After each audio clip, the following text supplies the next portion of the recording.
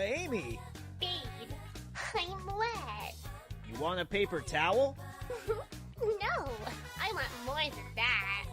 You want 2 paper towels? No, I want something big and round. Damn, bitch, you want the whole roll? Before I start the video, I'd like to touch on an important topic real quick. After my last video went up, I had received a couple comments letting me know that the mods I installed did not all implement correctly. So technically, I have been lying to you all, as this isn't the definitive version of the game. So, between the recording of the last video, I've tried to reinstall the mods in hopes that I could make this the definitive version of Adventure. And let me tell you, it was a hell of a ride. In this process, I took roughly 2 hours trying to get everything to work properly, even at certain points just not being able to open the game. I dealt with sound issues, incompatible mod issues, etc. and etc. I played with multiple versions and everything, but after so much fighting, there was a glimmer of hope when everything was there, the definitive version of Sonic Adventure. I streamed a small bit of Tails' story, but had to stop because you could hear the disappointment in my voice knowing how great the first 2 videos in this series could have really been. The only problem left to solve was to make the game have an updated resolution size so it actually fit my screen. So after stream, I tinkered with it a bit more, somewhere along the way losing my save files, but finally achieving what I can now say is the definitive version of Sonic Adventure. Having never seen the original textures, I really didn't know what I was missing out on. This version is absolutely stunning, but that leads to the issue of the first 2 parts of the series. Even though visually they aren't the best, I'm still massively proud of what I've made and what it's done for me in the future of this channel. So I've made the decision to leave those parts up and as is because of how special they are to me. And instead, I've decided to add a short documentation to the beginning of this video where I will compare the footage and talk about the parts that truly stood out to me from the previous parts of this game I had already talked about. So thank you to those who've pointed out the mistake, and I hope that this section will make up for the ugly footage from before. Select a character.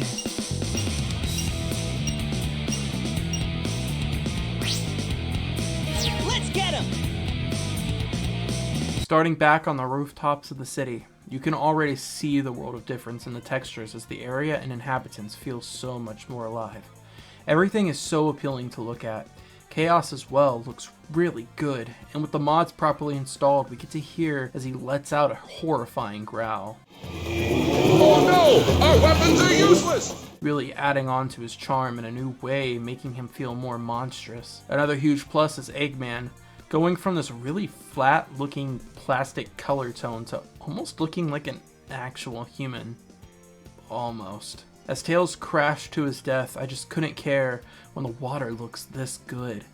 There's a lot of additional texturing here that adds a lot more depth to the water, something even more prevalent playing through Emerald Coast, as I got starstruck as I looked out on the beautiful colors of the water, using deeper color tones that just leave me with nothing but awe.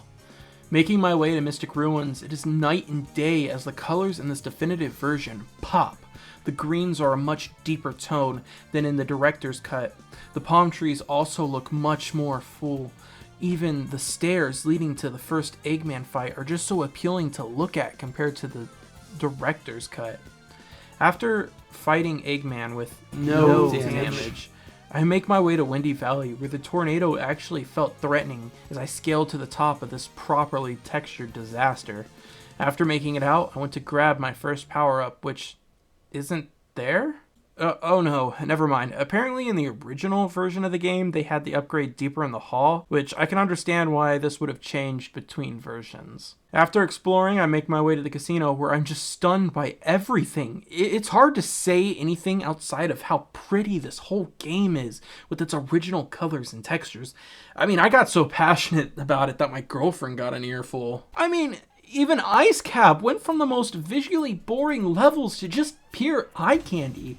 Like, how did this ever get by as a director's cut? When 1, it's butt-ass ugly, and 2, the director didn't even work on it. Like, unless the director's vision was to make the game worse, I don't understand how we can go from this to this. No. I mean from this to this. Or even this to this? Like how?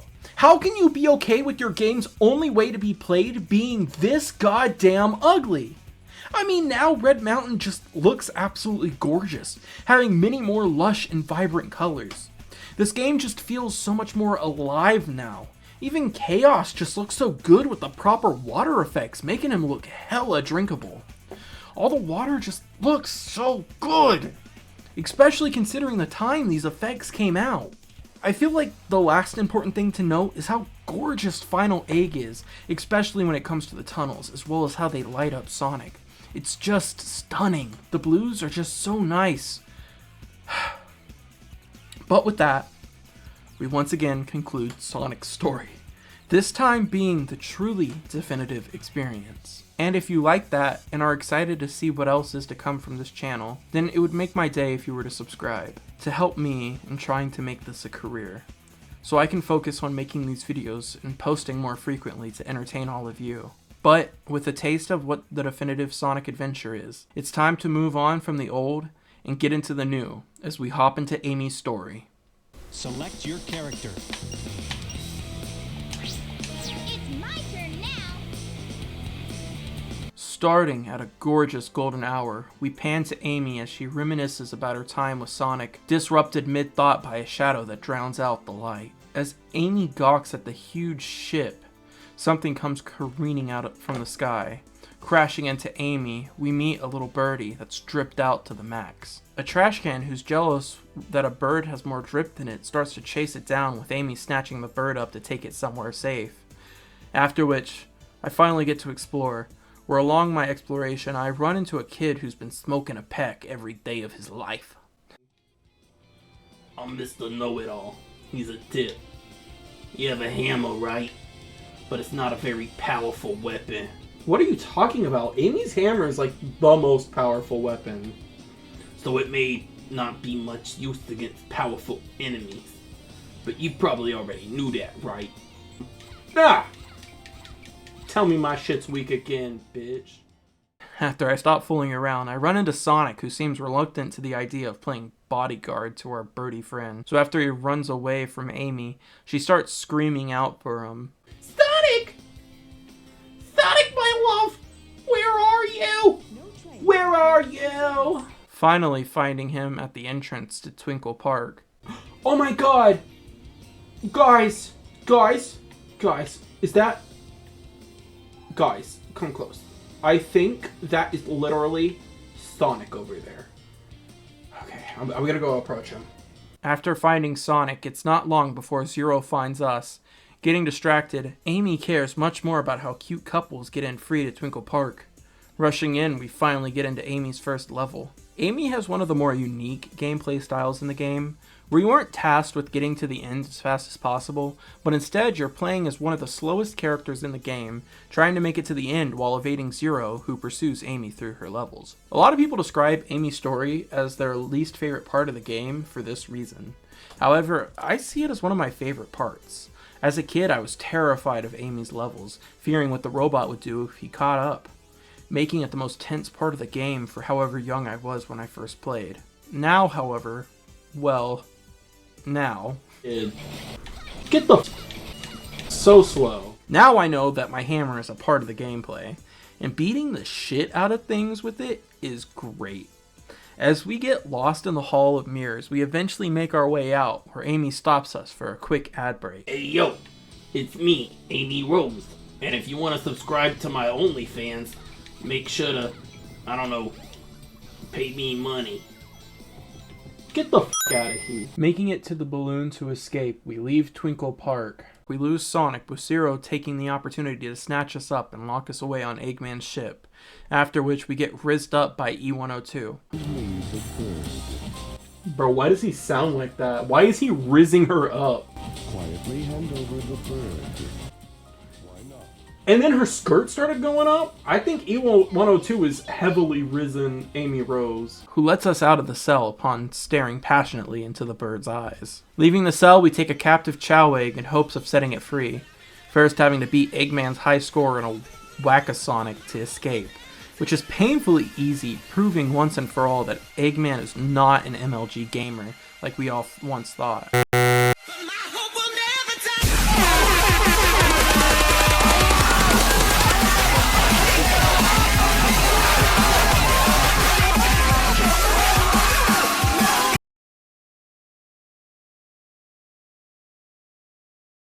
Grabbing the warrior feather and the chow egg, we make our way to the chow garden to set it free. However, upon hatching, I realized there might have been a reason that it was locked up. Eggman bomb. Oh, it came out. Oh, I don't like its face. Exploring the island, there's a wonderful amount of detail telling a story about Eggman. Having tracked down a missile that shot off in the wrong direction, Eggman stumbles upon a small island that he apparently liked enough to transform into one of his many bases he had lying around. Something you will notice throughout the game is that Eggman has a lot of personality that can be seen through the game's visual storytelling.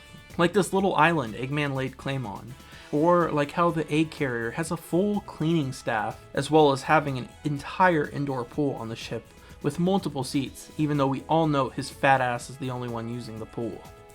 Or the fact he even has a Whack-A-Sonic with his all-glorious high score of a very low 1000. It's nice to see these funnier aspects of Eggman not being directly rubbed into our face, but rather in the background to show that under his menacing facade is some dork-ass guy who just likes the finer things in life and messes up quite a bit. Heading back into the egg carrier, I shamble about for more time than I care to admit as I try to find where the game wants me to go, till I finally go into Hot Shelter. As stages go, this is one of my favorites.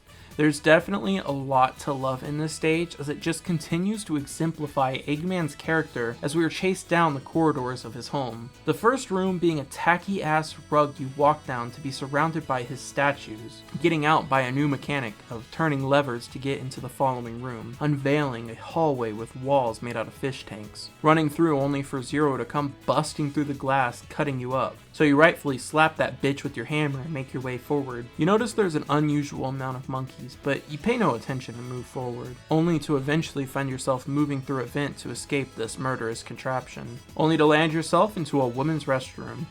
Odd, considering that Eggman is the only human typically on this ship, so you explore further. I'm just barging in on people taking shits right now, and then killing them. That is sick. Amy is officially the best gameplay there is. This game has monkey bathrooms. How are more people not talking about this game anymore? However, noticing how none of the monkeys attacked you, you shake it off and move to the next room, noticing that it's a men's restroom. Naturally, you have to explore, only for you to get bombarded by bombs. These men monkeys aren't happy a woman has invaded their space. So I fixed that by murking these bots. Maybe as Amy, I should not have come into this bathroom. That's on me. Let me get out of here. Traumatized, I leap to find myself at a lever leading to the next room, where I do my little dancey dance and leave. Making my way through heavy machinery, I have to... Careful not to fall off. Okay, I'll be fair...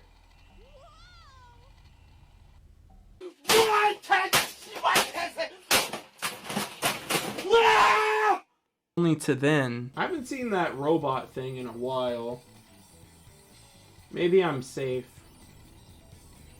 Ah, speak of the devil. All in all, this stage has a lot of stuff going on. That doesn't even include things like the TV room, or how the balloon is guarded by a swarm of monkeys. Amy's story really is a wonderful showing of an underlying trait this whole game has, being the visual background storytelling. Even though it's there, you don't notice it as well. Amy's story is perfect in the sense that it forces you to slow down and really take in your environments. A lot of people may not like it when comparing it to the fast-paced nature of the rest of the game, but when you take it for what it is, you find it to be a charming part of the entire experience. As we float out of the monkey bathroom level, we are kidnapped by the light, transported to the past. After exploring the temple grounds, I realize that I am needed at the shrine, so I make my way over to encounter Tikal as she gains the trust of the Chow that inhabit the shrine area. Disturbed, chaos begins to rise as I'm sent back to the egg carrier. Making her way to the main deck, Amy is confronted by Eggman, who steals the bird, taking away a Chaos Emerald it had hidden in its locket. And there's just something about this emerald. It is so pretty after getting the proper textures. All the emeralds are actually a lot more beautiful, but this one in particular is just, After nabbing our emerald, Eggman sends E102 on Sonic, with Amy breaking up the fight, knowing that there is more to Gamma, something complex. Or she just likes getting piped down by that robo. Allowing Gamma a chance to prove himself, they all abandon ship as it's getting ready to explode. Getting off the ship, we make our way to the Mystic Ruins where what? Oh shit, I didn't think that was gonna work! To then traverse through the dense forest, making our way to Final Egg, looking for Birdie's family. A pretty standard level, but it does have some fun elements, like having to evade Zero while we wait for the elevator to reach us, or having to find the correct door out, which I guessed on my first try. Not finding the bird's family in this stage, Amy realizes that he escaped off of the egg carrier, being the next place she goes to search. Making her way onto the ship, the birds reunite, only for the bird to get straight decked by Zero. Seeing this, Amy officially has had enough of this, getting killed by his first attack. Amy resurrecting from the dead to finally lay waste to this bucket of bolts. Rushing to the bird's aid, he flies back up until... Oh, the bird just died! For him to let us know it was just a prank as he and his family fly off into the distance. Taking in her adventure, she grows to find a backbone she didn't have, ready to make Sonic fall for her new independence. Amy's story is one of believing the best in people. Amy throughout her story puts her life on the line to protect those who are weaker than her. She was the only one to believe in Gamma and see past the robot exterior, giving him the ability to right the wrongs of his master. Amy is a look into an average person's life, as they have to step up in order to help those around her. Letting compassion drive her actions, she becomes more than what she was, becoming her own kind of hero. Amy has one of my favorite stories in Sonic Adventure, as her adventure can be seen in the point of view of a regular person filling the shoes of a hero for those who need it.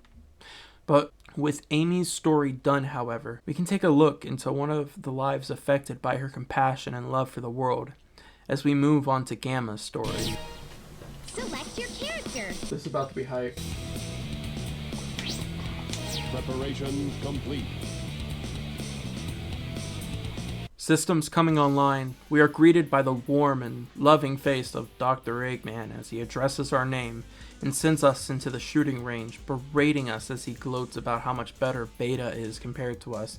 But why the hell is the second robot you're making worse than the one that came before it? Anyways, making it through Eggman's obstacle course with ease, we are introduced to Gamma's gameplay. Tasked with making it through the level on a timer, we have to get to the end before the time runs out, with the ability to add time on by destroying enemies with the more locked on at once, granting us more time than single targets would. A fun shooter objective that isn't too complex, but the best it has been executed in the Sonic series in my opinion. Destroying the Sonic plushie, we make our way out of the level and return to kneeless Eggman. Look at him just standing there. Where are his knees at? He then berates us again as he pits me against Beta to prove who would be worthy to fight alongside him on his ship. Making quick work of Beta, we are granted access to the ship, while Beta gets access as there's always a need for parts. On the ship, we're lined up among our brethren as Eggman puts his whole Eggussy into a PowerPoint presentation of a frog we are tasked to capture. We leave, taking lead into Emerald Coast, where we are quick to find the frog, soon being enveloped in light, being transported to the shrine, where we get to watch the Chow as they bust it down. To call interrupting to tell us about Chaos's kind nature in protecting these Chow in their home. As we wake up, we find ourselves aboard the egg carrier, quickly joining the lineup, proving ourselves superior from the others as they are zapped away, with Eggman tasking us to now steal Amy's bird. Taking a wrong turn, we find ourselves face to face with our brother Beta, as he's being dismantled and being worked on. Leaving an impression on Gamma, he walks out of the room to go and continue his objective. Confronting Amy, Gamma is questioned by her showing the problems in his own intelligence. Then, being confronted by the bird, something clicks for Gamma, freeing Amy. Leaving the room, we are instructed by Eggman to grab our jet booster and make our way to the deck and be battle ready. Reaching the deck, we come face to face with the Sonic the Hedgehog. Making quick work of that blue rat, Amy comes between us, appealing to the better nature of Gamma. Getting through to him, Gamma lowers his weapon. As everyone leaves ship, Gamma goes off on his own, going through his files, finding new purpose as he deletes Eggman from his master registry and tasks himself to save his friends. His first stop being Windy Valley, at the end of the stage confronting E-103. As we destroy the metal husk of the robot, we realize that in saving his friends, we are ultimately freeing the animals that have been trapped inside these metal tombs. Truly understanding our task, we make our way to Red Mountain, where along our path, I talk about my thoughts on the mech stages. I infinitely like this more than the mech stages in Sonic Adventure 2. I think not only does E102 have a good story to it, but the gameplay is pretty fun. I like the timer countdown aspect and getting combos to raise how much time you have left. To then confront E104 as we put him to sleep. There you go, buddy. There you go. This is when I would like take my robot hand and start stroking his face. Not the only thing I'd be stroking. God, why do you guys let me talk? With 2 robots left, we make our way back to the A carrier to find them, making a pit stop to grab our last upgrade before entering Hot Shelter to find E105, the first robot on our list to have suffered from Eggman's repairs. Upon arriving, we work fast to save our friend, who's been rooted into the system, unable to move from his position, just leaving Beta. As we arrive to the top of the A carrier, Gamma comes to realize the end of his mission isn't Beta.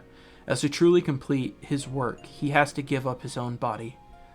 Disrupted in his realization, Beta flies by as we confront him for our final show-off. Even with his upgrades, Beta was no match for the determination Gamma carries in his metal husk. Upon defeat, Beta shoots Gamma, Beta exploding as Gamma accepts his fate, allowing himself to let go as he knows the soul in his body doesn't truly belong to him. Letting out the bird, we see as Birdie's family is free to be together once more. Gamma Story is one of the most hard-hitting in the game, where the character you are meant to play as isn't destined for a long life. Understanding on a deeper level that the power he has been gifted doesn't truly belong to him. He uses it to free the others trapped in his same situation, to ultimately let go in the end, freeing everyone, with the trade of his own life. Gamma's story ends on a somber note, one that isn't happy for him, but instead for the ones around him. But with that, we've reached the end of this video. I put a whole lot of work in trying to make each part of this series better than the last, as I try to grow as a content creator. Right now, it's hard, as I also have to balance school and my actual money-paying job. But if you enjoyed this video, then you can help me out by subscribing, or even checking out my Twitch where I live stream the gameplay footage I use for these videos, as well as play all types of games like Fortnite and Roblox, where I get to play with all of you in chat. My goal is to make this my full-time career, as making entertainment for all of you is something I'm passionate in doing. So if you enjoyed this video, become a part of the Ostentatious family, and let me become your new favorite. With all that said, I can't wait to see you in the final part of this series where we talk about everyone's favorite, Big the Cat, and the final story. But for now, thanks for watching, and I will see you all next time.